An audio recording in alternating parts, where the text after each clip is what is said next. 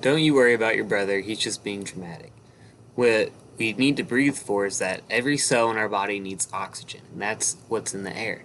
So you breathe in this oxygen, and then you breathe out. But what you breathe out isn't that oxygen. What you're breathing out is actually called carbon dioxide.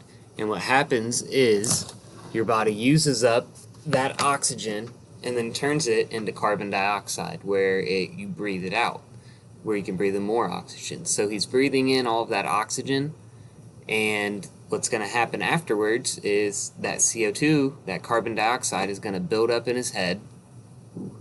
It's going to build up in his head, and then it's going to react with the water in his head.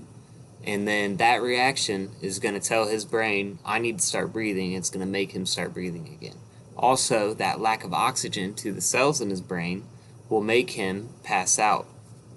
So, he's going to pass out, and then he'll wake up breathing. Just like when you go to sleep, your brain is still sending those signals to your lungs and to the muscles in your chest, telling you to breathe. You don't pass out when you're sleeping, or you do pass out when you're sleeping, but you don't die when you're sleeping.